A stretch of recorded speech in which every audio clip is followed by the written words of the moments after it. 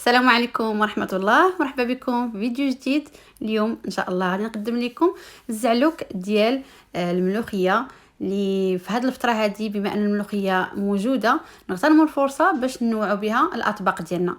نبداو على بركة الله ونشوفوا المقادير والطريقة ديال التحضير. غادي نحتاج هنا القياس اللي بغيتو نتوما على حساب الكمية اللي كتوفر عندكم. هذا القياس اللي عندي غادي ندير فيه جوج مطيشات اللي قطعتهم طريفات صغار. غندير جوج فصوص ديال الثوم اللي قطعتهم حتى هما طريفات صغار. هنا عندي القزبور والمعدنوس اللي غادي نقردهم باش نديرهم من بعد. زيت الزيتون، عندي البزار، وعندي هذه التحميره الحاره او نقولوا الفلفل الحار، عندي الكمون، وعندي الفلفل الحلو او التحميره العاديه اللي كنستعملوا في جميع الوصفات ديالنا. المهم غادي نبدا على بركه الله. اول حاجه غادي ناخذ واحد المقله،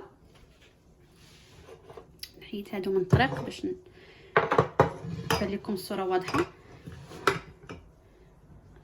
غادي ندير شويه ديال الزيت، الكميه ديال 2 معالق كبار تقريبا يكفي.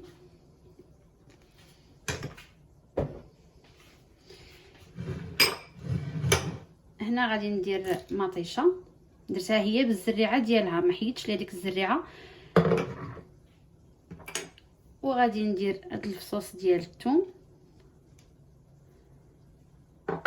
وغنديرهم فوق نار مهيله حتى يتحمروا مزيان او يتقلاو مع بعضهم.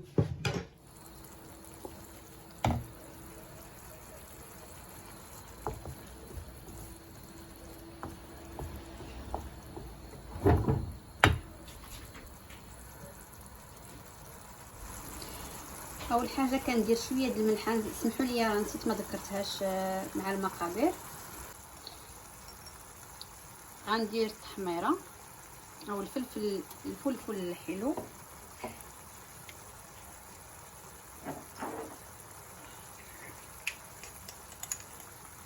شويه ديال الفلفل الحار،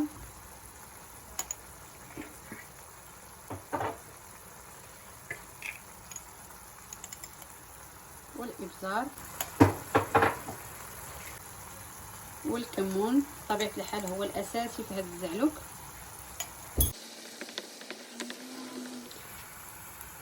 وغادي نضيف الملوخيه اللي غادي نخليها تطيب مع مطيشه بالمهل. حتى الاخر عاد غادي نضيف القزبر والمعدنوس.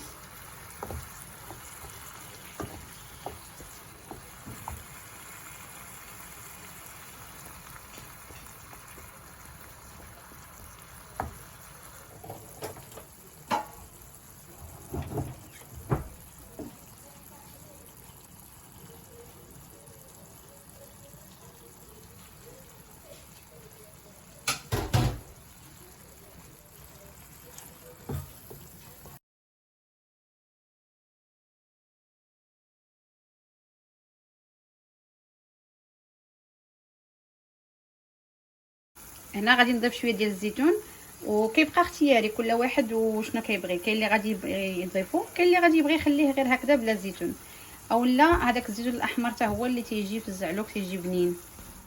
البنات الطبق ديال الزعلوك بالملوخيه ها هو وجد. انا تنحماق على هاد الوصفه هذه، ما كتخطانيش دائما في الفتره ديال الملوخيه، كنعتمد عليها بزاف وسيعجبني نرافقها بواحد الطويجين او نرافقها بالحوت مقلي. بغيتكم صراحه تجربوا هاد الوصفه وتردوا عليا في التعاليق. خليت لكم الراحه وبسلامه عليكم.